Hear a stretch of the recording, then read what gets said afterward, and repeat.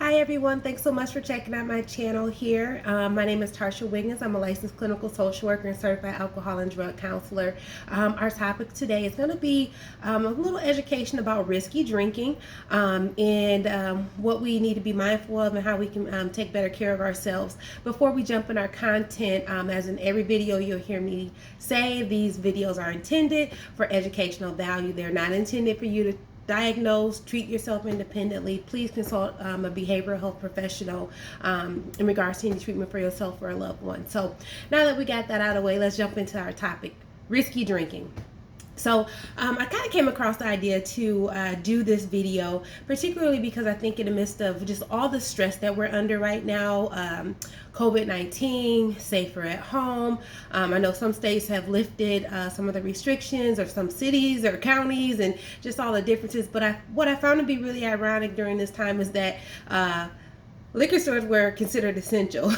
So had some mixed thoughts about that, but I'll keep those to myself. But what I really started to think about more so, particularly in the field of behavioral health services, is that how many individuals may be struggling with their sobriety right now, or how many individuals that once perhaps hadn't experienced any behavioral health problems may find themselves in the midst of having some difficult times. And I think one of the things that's kind of crept in on some individuals is the increase in their alcohol consumption, and really just being unbeknownst to them that they're not aware of how much they're consuming, what an actual serving size of alcohol is, and how that over time begins to affect them physiologically and emotionally a lot of times too. So let's talk a little bit about what an actual serving size is.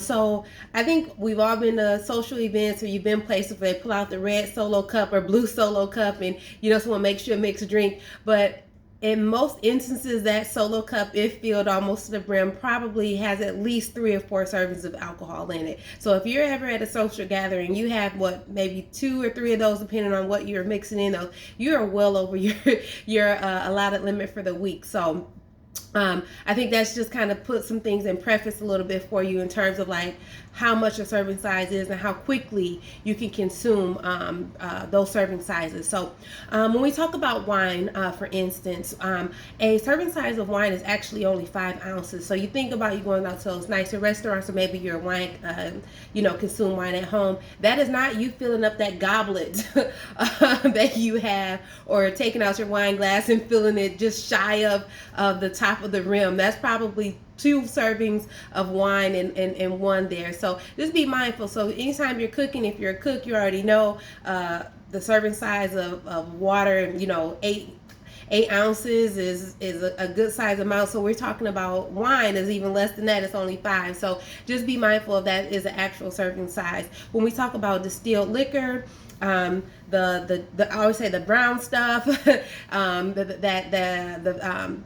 stuff that has a higher concentration rate, the serving size of that is 1.5 ounces. So again, when we talk about serving size, that's small. That's just a pour, maybe a pour in the tap.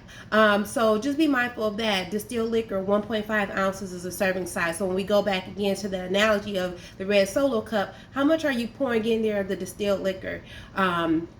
When you're making that drink, you probably easily have 2 or 3 servings poured in that cup.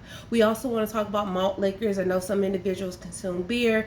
A serving size for that is anywhere between 8 to 9 ounces.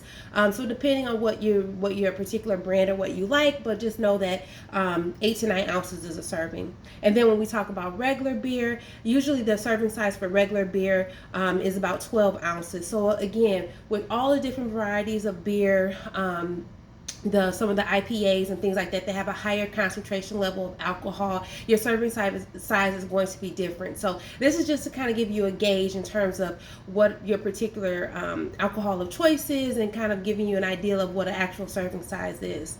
So now that you know a little bit more about what a serving size is, let's talk a little bit more about kind of what the recommended allowances are for men and women. So for men, they recommend that you have about 4 or less drinks per day.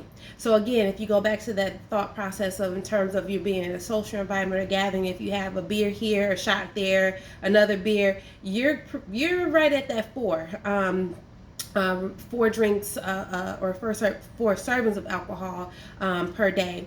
For women, it's 3, and that, you know, some of this, sometimes it gets a little I don't want to say skeptical, but sometimes I think when research may say different things. So from what I've gathered in my literature review, it's usually about 4 for men, 3 for women on average. And if you're consuming about that rate, you're considered to be low risk. So if you're doing that, that's about what you consume in a day. You're low risk in terms of, you know, starting to develop any behavioral health or dependence or abuse of alcohol. When we look at kind of a week, so, you know, weeks are different, days are different. You know, if you're at a party, you may consume a little bit more.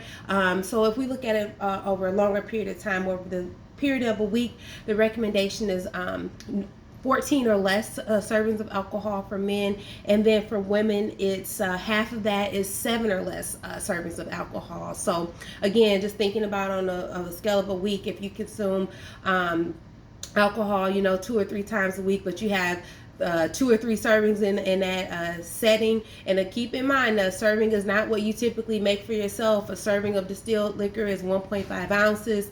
A serving of wine is 5 ounces. So keep those things in mind too. It adds up very quick when you think about, like, oh, well, I don't sit down and have 3 or 4 servings of alcohol in one sitting. You might be doing it unbeknownst to yourself. So again, this is just intended to kind of give you some information about alcohol consumption, how much you may be consuming at one time. But, you know, just keep in mind that if you're consuming alcohol, also think about what are you consuming, what's triggering you to consume the alcohol. Is there something else going on? I said earlier we talked a little bit about stress, and if you're consuming alcohol maybe in relation to stress, or you're trying to reduce your stress, maybe you want to give some thought to how you can manage that stress in another way. You may also want to consider, you know, if the alcohol is an escape for you to alleviate any emotional distress that you're having. So again, things to think about, stuff to ponder and think, like, is there other ways or other things that I can do to manage your stress? With all these things, our goal is for you to be healthy, for you to be well, and for you not to feel like you have to consume alcohol to manage those rough and difficult moments in your life. Also keep in mind too, are there other ways that when you feel that way, other things that you can do, or other coping skills that you can employ.